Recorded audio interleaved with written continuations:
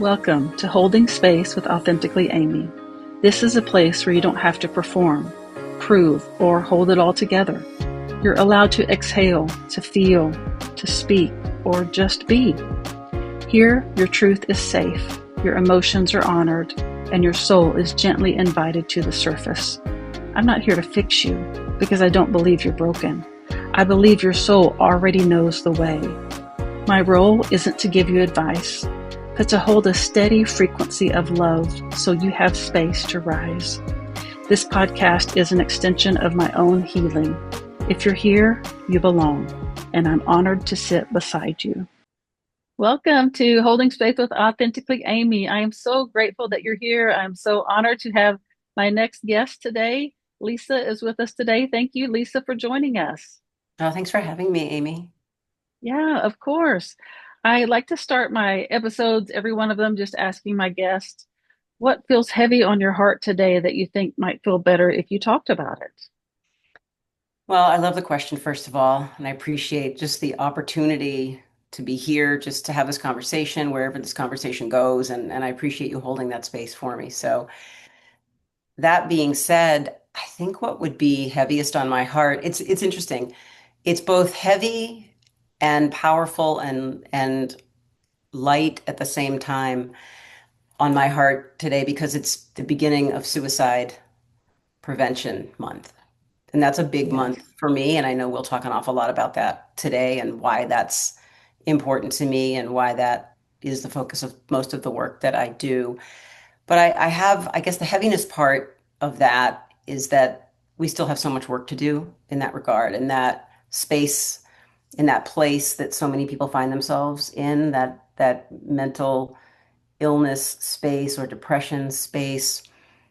And I think the lightness side of it for me is that we're out there, you and I, others who are advocating and creating content and having conversations are out there making it easier for people to navigate the heaviness on their hearts. So it's kind of a double-sided coin for me in all the ways, but it's definitely on my heart today and this month and in general.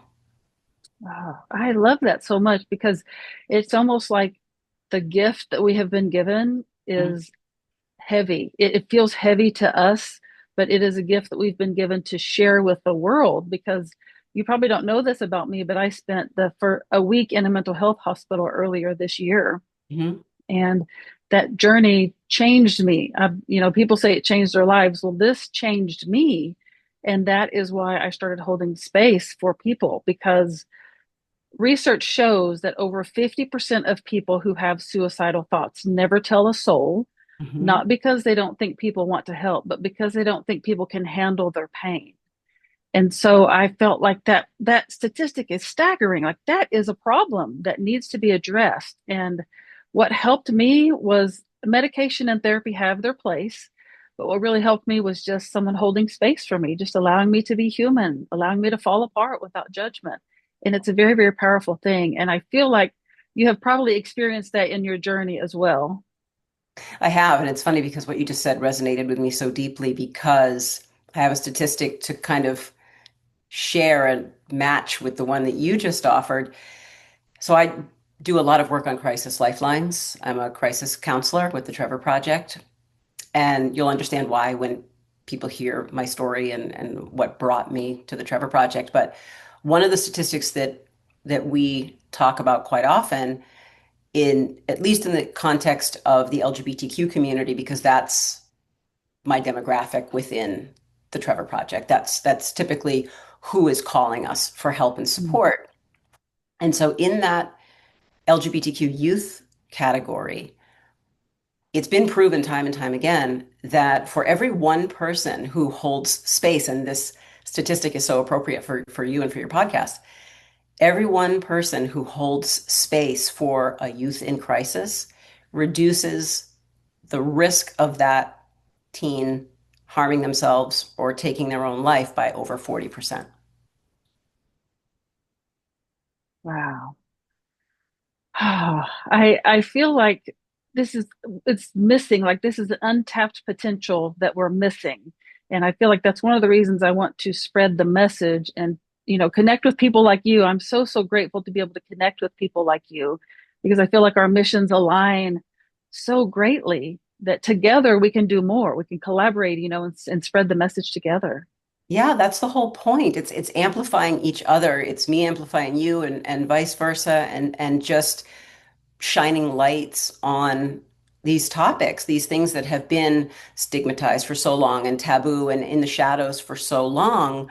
And the more of us who kind of band together, I guess is the best way to put it, to bring them out of the shadows and into that mainstream and into the conversation, that's how we change all of these narratives. That's how we reduce or even eliminate all these stigmas because it's something that can all of a sudden now be talked about openly and freely and without that shame that's been attached to it for such a long time. And I think that's the X factor in how we change it all is by just not only talking about it, but everybody has a story. Everybody, like you just very bravely and vulnerably shared your story, and every single one of us has one. And when we all start communicating those stories to people, that's when it gives people who maybe haven't yet the freedom to do that and the permission to do that. It's so powerful. After I got back out of the mental health hospital, I began talking about it publicly, openly on my socials, just Mhm. hashtag authentically Amy. That's where the authentically Amy came from in this.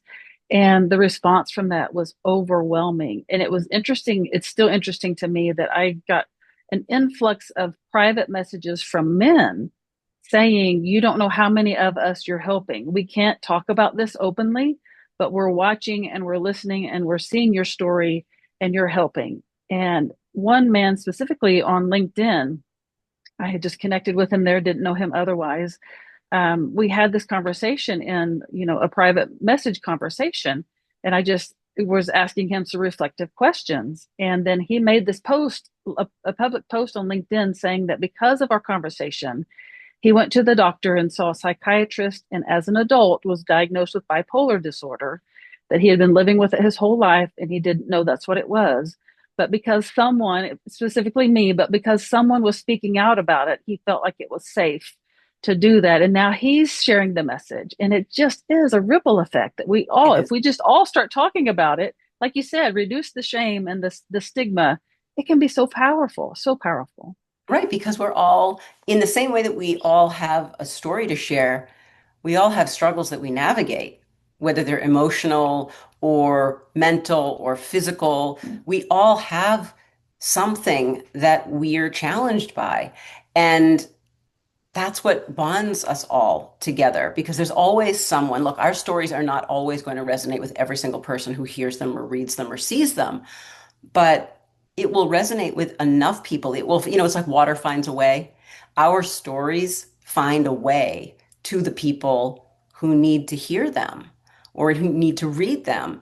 And that's why it becomes so critical. I think it's the foundation of how we change people's attitudes about these conversations. It's just by the act of simply doing it and doing it often and doing it unapologetically, like you're doing it and like I'm doing it. And the more people who do that, the more people will say, oh, okay, well, now it isn't just me. And I'm not the only one alone in this headspace with all these thoughts rattling back and forth and back and forth. And now all of a sudden you have a connection point to relate to someone, or maybe someone's going through something so similar to what you're going through and they're maybe ahead of you in the way they're navigating that and maybe something they say, a resource they use, something they tried, someone they connected with was that agent of change that all of a sudden becomes something that you can take in and that changes you and changes your path and changes your outcome. And so it's just the whole thing is one big giant domino effect, I think. And it actually is beautiful to watch. I think in the same way that you had that experience with that conversation over LinkedIn, the entire reason why I started sharing my story in the beginning, before I was doing any of the things that I'm doing now, this was probably 4 years ago, I felt, I guess, brave enough to share my story for the first time. I've always been a content creator, so sharing something in a post, in a written post was that's what I do. So that was a safe format for me. And it was in regard to my story and I hashtagged it and like you did. And Mm. a podcaster, not even in the country, a podcaster in Canada saw it and reached out to me. We didn't know each other. And she said my story was very compelling to her and it struck her in some way. And she wondered if I'd ever be willing to share my story. And I had never even considered sharing my story publicly.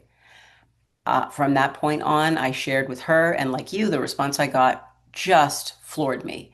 People reaching out in every possible way people can connect with each other. People were reaching out to me about the power of that story and what I had done. And it led to becoming a crisis counselor. It led to creating more content and books and a mental health platform and so many different things from just a conversation. How powerful. It's someone said to me, you are the permission slip for other Mm. people to be able to do the same. And I thought that is so true that we serve as permission slips simply by talking about it, sharing our stories. We serve as permission slips. Isn't that beautiful? Yeah, that's right. It's a beautiful image. I love that. It's something that I Yeah. think is so easy for all of us to connect with, that kind of an image. Yeah. I would love if you don't mind to share a little bit about your story. I don't know your story. We just met. And so if you don't Yeah. mind to share some more about it, I think it would be very helpful. Absolutely. There's so many different moving parts to it. It's always challenging for me to know where to jump in to make people really understand. Yeah. So I guess maybe I'll tell you who I am now and what I do now and maybe backtrack a little bit makes more sense. Sure. So I'm here in Boston, just a little bit north of Boston. It's been home for most of my life. I'm here with my husband. We have two grown daughters, one who lives very nearby, one who lives very far away on the other side of the world. And I'm a mental health advocate, I guess, first and foremost, outside of being a mom and being a wife. I am that. And I'm also a survivor. And I'm a survivor of multiple suicide losses. I've had three different Mm. suicide losses in my life. One of them, the most, I guess you could say without question that the one that was the most significant was losing my father. But that one is also unique in the way that it shapes my story because I've lost my father twice in my life, and a lot of people don't understand what I mean when I say that because it's not something that most people have ever experienced. But I have. And it's because when my father passed away, I was 10 years old at a time when the world was not talking about mental illness. The world was not talking about depression or therapy or suicide or anxiety. And my father was a very, very healthy presenting person. He was very much an extrovert who just seemed very joyful and full of life and present and loving. He passed away very suddenly when he was 45 years old, and I was told it was a heart attack. And my mother told me that it was a heart attack because she just couldn't layer a suicide on top of Mm. my father being gone at a time when the world was not prepared to help a 10-year-old child navigate losing her dad to suicide. So Yeah.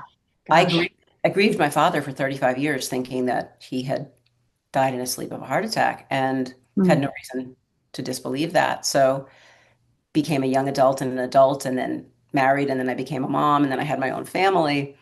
And 35 years later, I found out very accidentally that my dad had actually taken his life. So I started grieving for him all Mm. over again, like it was day one. But now all of a sudden I was a survivor and I didn't know what in the world that meant. Even Yeah. though I had lost a family member to suicide the year before my father passed away, my cousin took his life. And I did know it was a suicide. It was my first experience with a death. It was my first introduction into what suicide even was. But it was a different loss. I was little. He was someone who, even though he lived around the corner, he was twice my age, and so we weren't really in places where we were doing an awful lot together that was outside of our family. So that connection was very different than it was losing my own father. Sure. Yeah. So and then I would say about 4.5 years ago, one of our closest childhood friends very unexpectedly took his life. So it was, Mm. 1, 2, 3. And it's been transformative for me. It really shut me down for quite a long time. In particular, my dad, learning about my dad. So Yeah. here's the backtrack part. Here's the part where I veer off and go backwards and tell you about kind of what I did and who I was and who I am now is is different. Is different and the same. It's the same in the sense that I'm still creating content and putting content out in the world in the form of books and columns and articles and podcasts and mental health platforms, things like that. That's where I spend most of my time and energy. I've always created content in that way, or most of those ways, but I did it in a very different field. So I was a parenting author for many years, probably a dozen years, and that's where I spent my time. And I was talking about raising kids and work-life balance and navigating being a working mom and all of those things until I found out about my dad. Mm. And as I said before, that really shut me down. It really just shut me down. I didn't really have my bearings for a very long time. It was just a very impossible thing.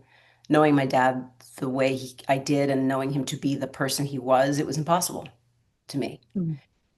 And so when I kind of came out of that initial period of just shock and started to grieve and started to kind of get my mind around this truth, that's when things shifted for me. And that's when I reached out to that podcaster who reached out to me and said, sure, I'll share my story. And, same thing happened to you. It sounds like one thing leads to another thing. And when you are in the place that you believe you are supposed to be, doing the thing that you believe you're supposed to be doing, I don't know if this happened for you, but it happened for me.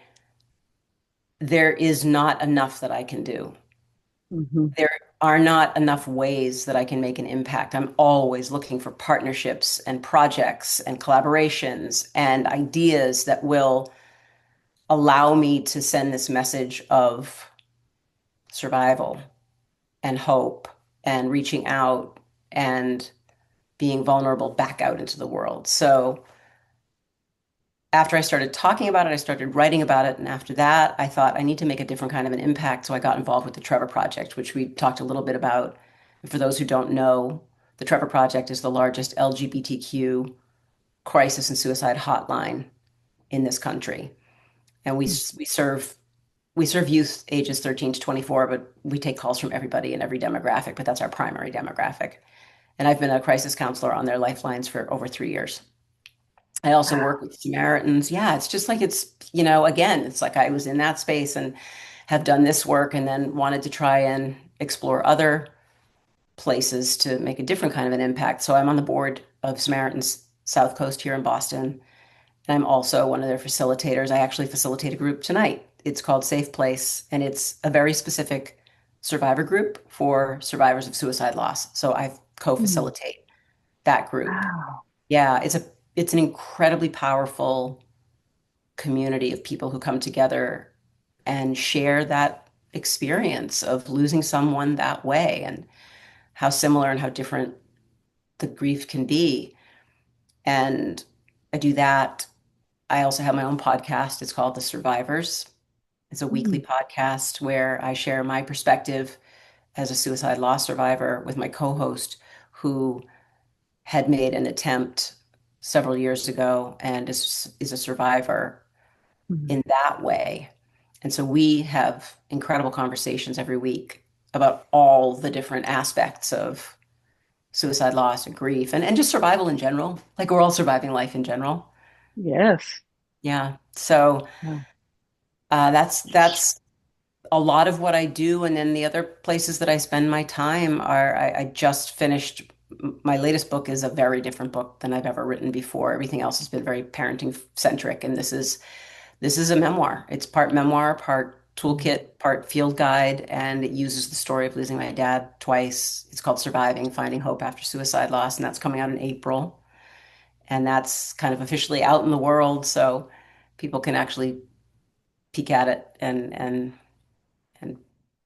pre-order and things like that. We're at that stage now where it's Oh, yeah. starting to hit the world, which is exciting.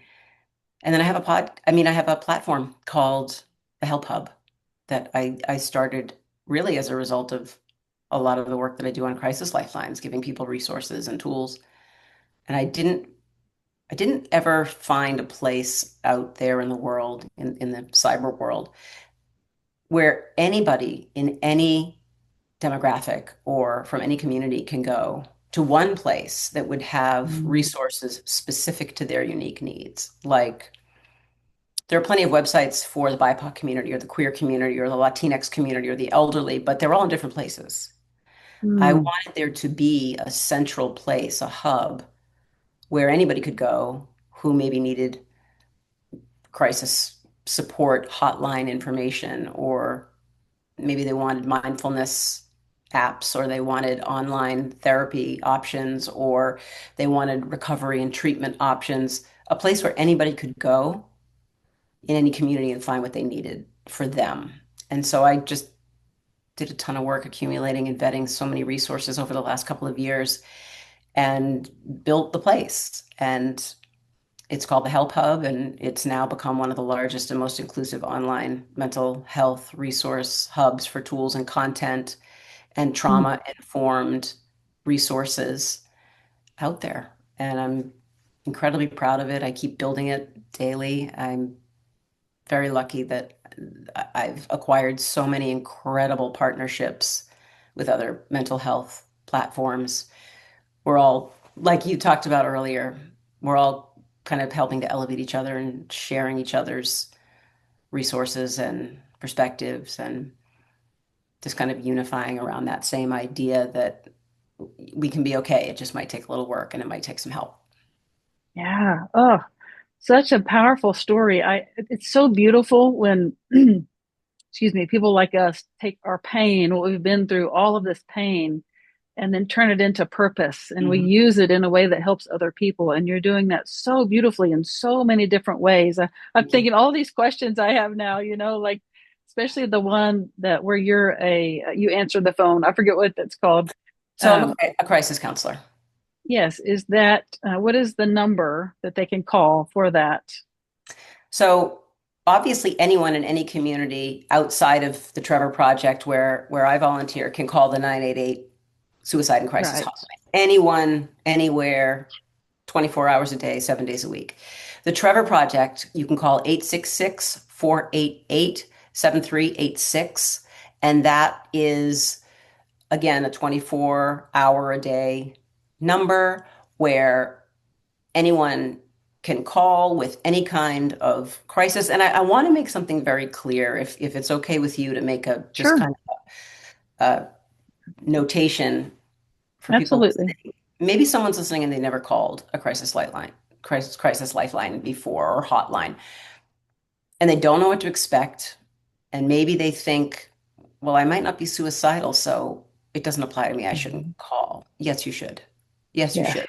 What these hotlines are for, whether it's the National Alliance on Mental Illnesses hotline or 988 or the Trevor Project or the crisis text line, any of these platforms are most definitely designed to be crisis support hotlines for people who are either actively in a suicide attempt in process, or they're contemplating or planning, or they're dysregulated. It's for all of those people for sure.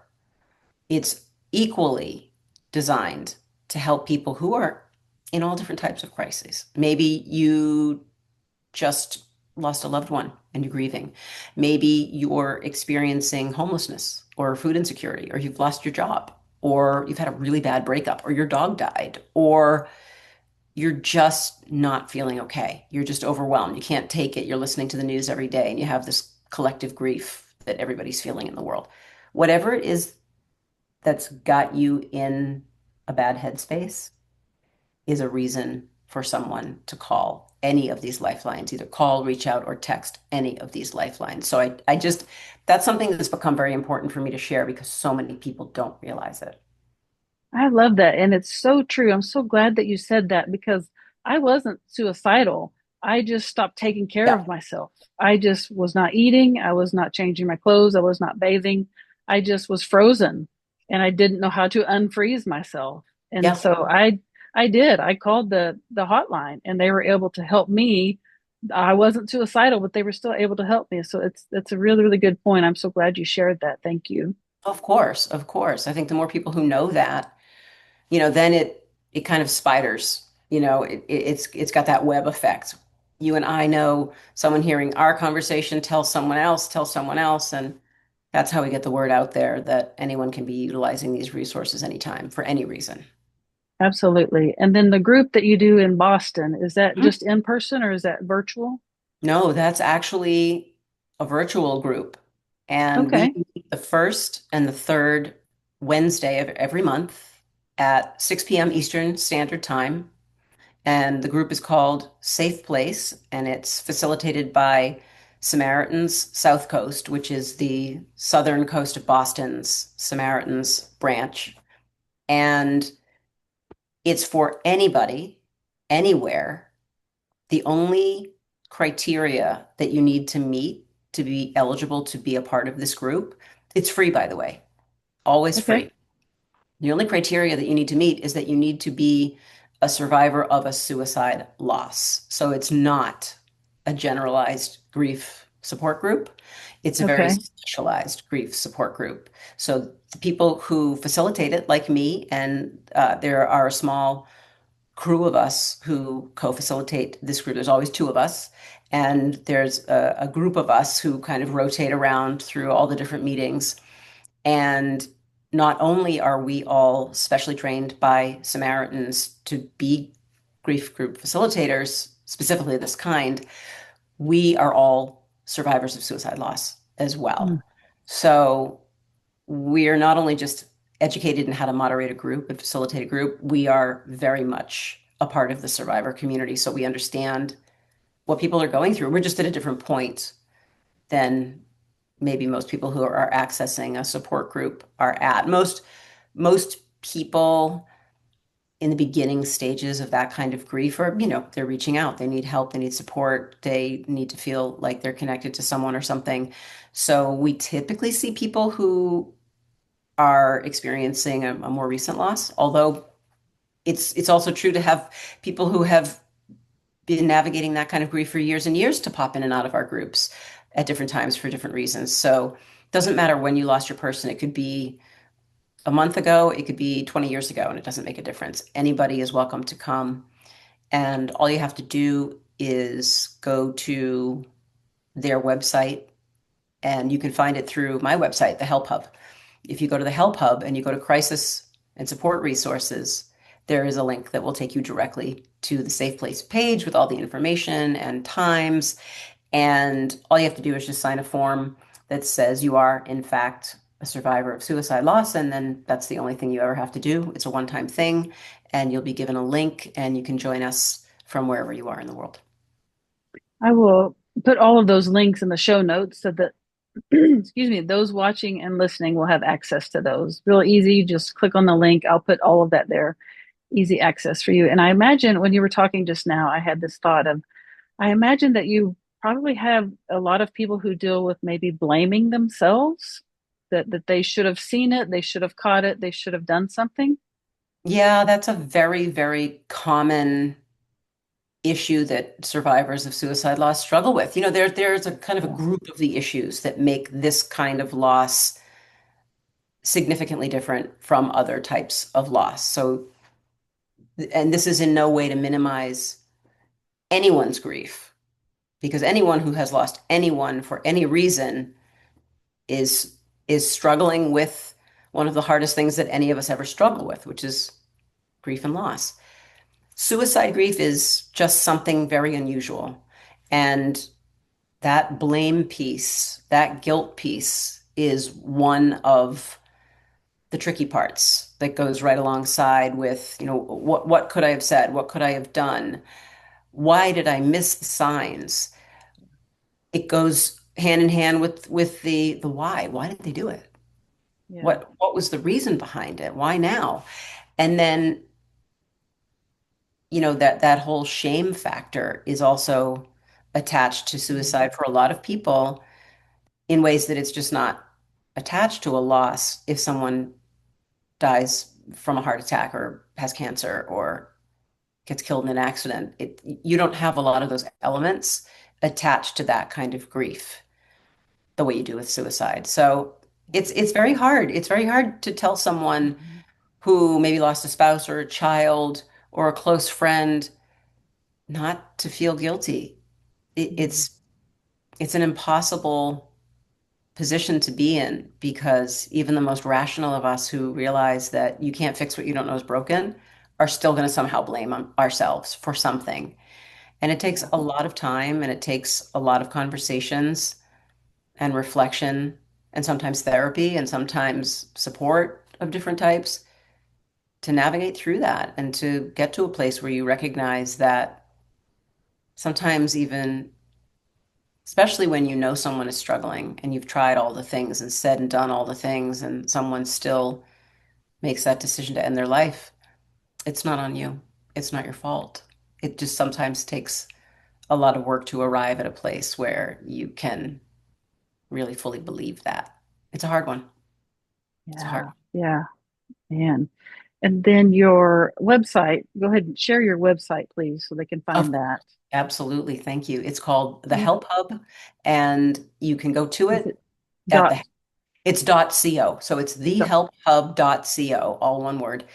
And it's become a very unique place in the internet. It's a destination, really, is the way I think of it. It's a hub, it's a directory, it's a toolkit, it's a field guide. It's a lot of different things. It's where my podcast feeds into it. The Help Hub also has its own YouTube channel with lots and lots, hundreds of short form videos that I've created over the years to really talk about issues like what you just mentioned, the guilt associated with suicide, or how do you talk to someone who you know is struggling? Or how do you talk to someone who just lost someone? What do you say? What not to say? Um, there's so many different videos that I've curated. They're all 90 seconds or less, and they Mm. have a really short arc. But we cover, surprisingly, I cover a lot in that. You can really hit a lot of points in 90 seconds, surprisingly. Yeah. And I really kind of distill down the essence of whatever that subject of that video might be. I distill it down pretty quickly and easily into little bite-sized nuggets where we just kind of talk about what the issue is and how it might impact you and maybe some takeaways or some tools or some tips or some advice for how to navigate it. So there's always a takeaway and there is an actual toolbox on the Help Hub that you Mm. can visit that has dozens of actual tools that you can share and download and repost and print. And again, it's a lot of language and a lot of explanation. There are mindfulness exercises, grounding exercises, what not to say to someone who has lost someone to suicide. There are so many different types of tools, whether it be grief tools or mindfulness tools or generalized mental health tools that can just help you navigate tough conversations or tough moments. And I continue to grow that as well. I also have a really new and very, very exciting feature. As soon as you land on the Help Hub, there's a very big grid that has always been there that is really the foundation of the whole Help Hub. It's a very visually oriented site. So there's a grid that has buttons that represent each of the communities where you can find resources. So you Mm. click on the square that represents the community that you're a part of or that you're looking for information for, and it takes you right there. And I just recently started collaborating with recovery.com. They are the largest provider of recovery and treatment options in this country. Mm. And we just launched a partnership where there is a portal on the Help Hub that is direct to recovery.com. They have their own dedicated page. So if you're someone who's not only searching for mental health resources or tools, maybe you're out there and maybe you have issues with addiction and you're looking for a treatment program, or maybe you have mental health challenges and you're looking for a partial day program, or you're looking for a therapist or a treatment facility. Well, now the Help Hub can actually help you find the place that suits you best through our partnership with recovery.com. which is amazing to me because now we get to help an incredible cohort of people that I've never been able to really help before. So you click on that recovery and find recovery and treatment button, and all of a sudden now you go to a place that can help you within a matter of clicks find exactly the treatment option that's best for you. So there's a lot. There's a lot there, and Yeah. my Yeah. story is there. There's an archive, a very, very extensive archive of all the content that I've created, books, all that material is up there. So it's become kind of a living, breathing Mm. destination.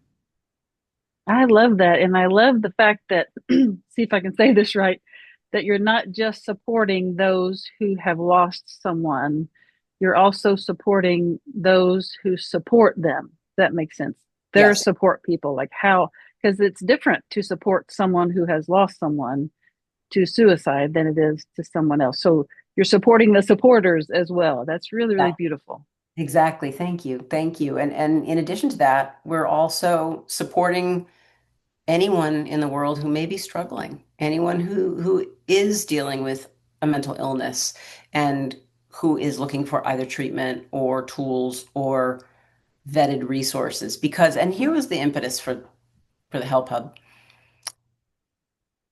I wanted people to be able to find the help and the resources or the content that they might need as quickly as possible. Because when you're dysregulated, when you're depressed, or when you're having an anxiety attack, when you are not thinking clearly, you don't even know how to tie your own shoes.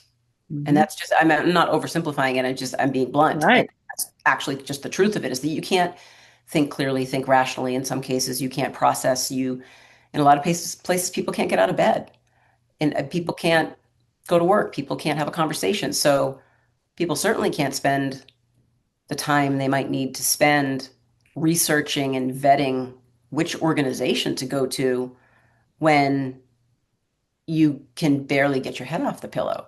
So I wanted to create a place where anyone could find the resources that they might need as quickly and efficiently as possible and know that whatever resource they're clicking on, it's been vetted, it's been it's been visited, it's been endorsed, and it can be trusted. And so it brings whatever kind of help you need only a click away. Mm. You don't have to worry about, is this a scam? Is this a spam site? Is this something that's not going to get me anywhere? You Mhm. can know and trust if it's on the Help Hub that it's already been covered and vetted and it's trustworthy. That's so Yes. good. Yes. And the So other good. thing that's worth mentioning is that the Help Hub is absolutely free. It's completely and totally free. The help that's there, the resources that are there, the content that's there is all free. I don't want there to be any obstacles for people Mhm. in trying to get the help that they need. I don't want people to have to pay for a service to be able to find the help that they need. Right. So when you visit the platform and you're looking for whatever it is that you're looking for and you find it, that is your information to take, whether it, as I said, whether it be written content or PDF files that have useful tips and information, just freely download them all you want, share them all you want. Any Mm. videos that serve you, download them, share them, use them, archive them, whatever it is that serves you is there for you to take. I love that so much. And I'm thinking how much I could have used that when I was going through what I was going through. But now on this side of it, I'm also thinking how much I'm going to share this with other people. Like I, I needed it and I'm going to share it with others. It's just, oh, I can't wait to dig into it and see I'm what all is so there. I'm so grateful for that. I really, really am, Amy, because that's the thing. We find the ways that we can make an impact. And now you're in a position of honestly being able to reach even more people because of the work that you're doing now. So it has more of an impact when you share it on a platform like this or people put it in newsletters. I've had so many organizations now add the Help Hub to their intranet, their internal ecosystems of their companies or their organization as their kind of go-to resource for mental health help and support. So it's it's been incredible to see the ways in which people have shared it and used it and supported it. It's been Mm. beautiful. It's, I'm just sitting here thinking I'm in the process of creating an app. This is not something I've shared with anyone, but of creating an app, and what a resource, a beautiful resource that would be to add to the app, that they can just go right to your website and get the help that they need. So thank you for the work. I know that you have put in a lot of work. You have to have put in a lot of work to create that. And I just want to commend you for that. I know that you're doing it because you want to help people, but I also want you to see the beauty of it and know that it's a powerful, beautiful thing. And just to thank you for that. Well, I appreciate that. I appreciate that more than you know. And look, it's a labor of love. Yeah. It's my way of putting something out into the world that makes an impact. I say it often, and it kind of gives me a lump in my throat every time I say it, that I couldn't save my dad. I was 10 years old. I couldn't save my father. We didn't know anything was wrong. I don't want anyone else to ever be in that position again. I want people to be able to talk freely about what's going on in their heads so they can get the help that they need, because we can't help someone, we can't fix something if we don't know that someone is struggling or something is broken. And so we all have our way of putting, putting our work out into the world or making an impact. And this is the way that I've chosen, and I'm grateful to see that it's having the impact that I hoped it would. Yeah, absolutely. And then your book, they can pre-order it on the Help Hub. Is that right? They can pre-order it on the Help Hub, and they can go to my publisher, familius.com. They can actually go, you're just reminding me right now that I think I need to add it to my website because I've been so worried about putting it everywhere else that I don't know. Yeah. Actually put it on my website, but you can Google it. You can just Google "Surviving" by Lisa Sugarman. You can go to Amazon. Again, you can search it there, and it is available for pre-order right now. It's already up there. It has its own dedicated page on Amazon, and they have been taking pre-orders, and I'm absolutely thrilled. It's so funny. When you have books out in the world, you start to pay attention to things like rankings, as a way of just seeing if the needle is moving, seeing if people are Oh, consuming yes. content. And the Yeah. reason why I end up paying attention to that metric is because when I know someone is downloading it or ordering it, to me, it just means, okay, someone's getting the message, someone's getting the resources, someone's getting the tools. So it's exciting, and that's already happening. So that's been a real joy to see. And I think, as I said before, it's much, much more than just a memoir. It's actually a toolkit. At the end of every single chapter, regardless of what that chapter is about, there are tools that I've created to help support the content in that chapter. So if someone's reading something and you're finding a point of connection, it's resonating with you, it's moving you in some way, well, then what do you do? Right. Oftentimes I'll read a book and something will absolutely move me or inspire me. And then I'm left in my mind thinking, okay, well, what do I do now? How do I act on that? Or how do I get what I need? Well, I want the reader to have the answers to the questions right away, right there. So they have that at the end of every chapter, a set of tools. And then the book actually will have QR codes that will allow people to scan and go directly. If you're reading the book in one hand, you can take your phone, scan the QR code in the toolkit chapter, the field guide chapter, and it will take you directly to the Help Hub. Hmm. So Wow. I lots love of that. cross-pollinated here in lots of different ways. And um, it's exciting because it kind of blends everything that people might need that's online with the content in the book to support that. Sure. Sure. They can carry it in their pocket that way with Yeah, them too on the exactly. go. Yeah. Yeah. Exactly. Yeah. And So good. I just got the good news this week, and I'll share it with you because I think I've only just begun sharing it this week, that I just got word that I'll actually be narrating the book, the audio version of the book myself, Wow. which is Ah, beyond any gift that I ever thought I could get. It's definitely a dream to be able to Mm, do this, and I cannot wait. We'll be recording it this fall, so the audiobook wow. will also drop. The audiobook, the Kindle book, the hardcovers, all of that will drop at the same time at the end of April, just in time for Mental Health Awareness Month. Oh, there's just something about having the author read it. It's different when you hire a person to read it than when the author reads it. I It just know. hits differently.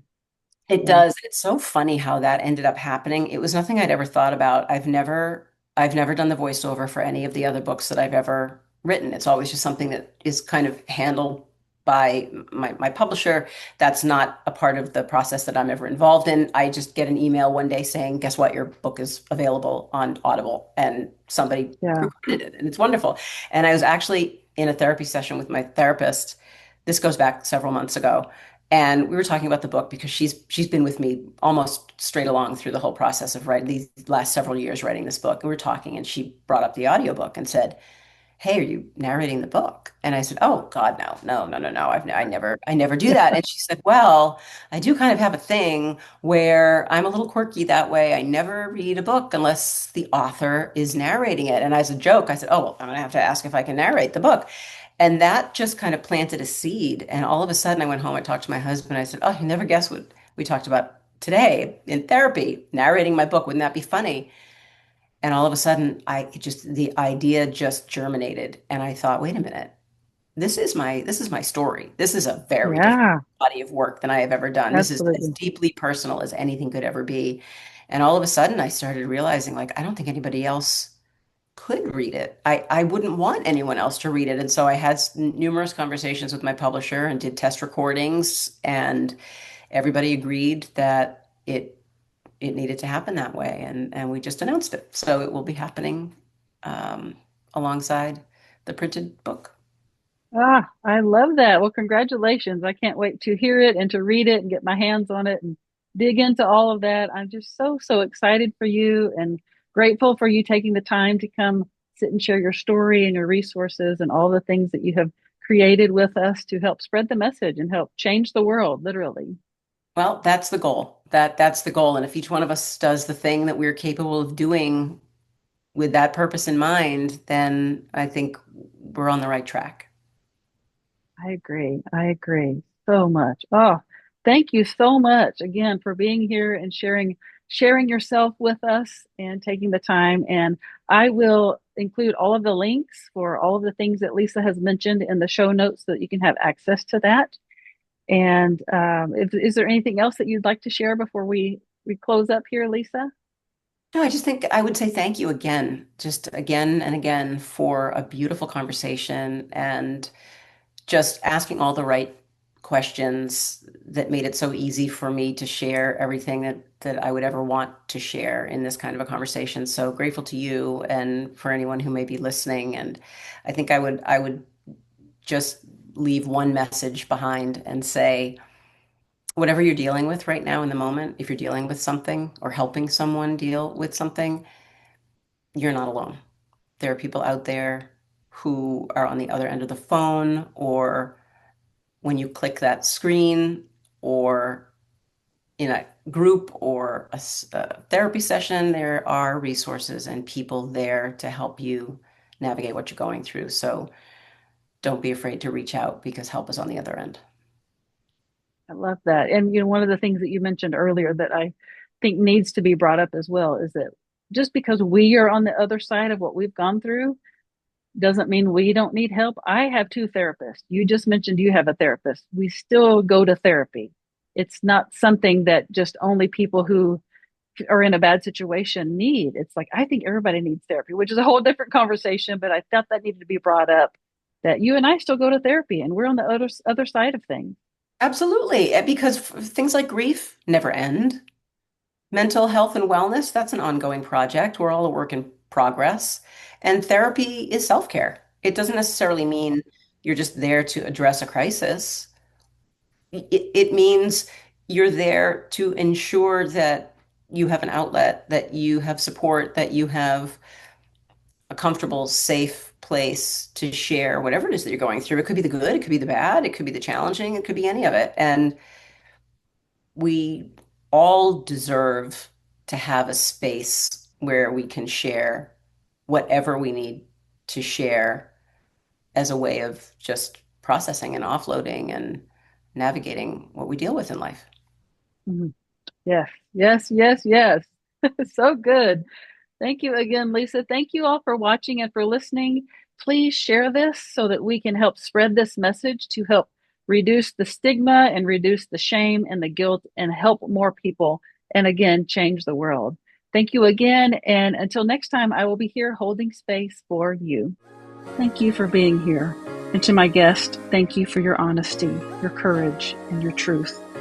It's an honor to hold space for people like you. If something in this episode stirred something in you, if you breathed deeper, softened, or felt a pull inward, consider this your invitation. Whether you're ready to share publicly or prefer to remain anonymous, I'd love to hold space for you too. This work isn't just for podcasts, it's for people everywhere. And I'm bringing it into businesses, schools, communities, organizations, anywhere humans need a place to be and for someone to hold space for them. To learn more or to schedule your own session or to be a guest on this podcast, visit www.getamyshelp.com or just reach out to me. I'll meet you with open arms and a quiet, sacred seat. Until next time, thank you for being beautifully, unapologetically human.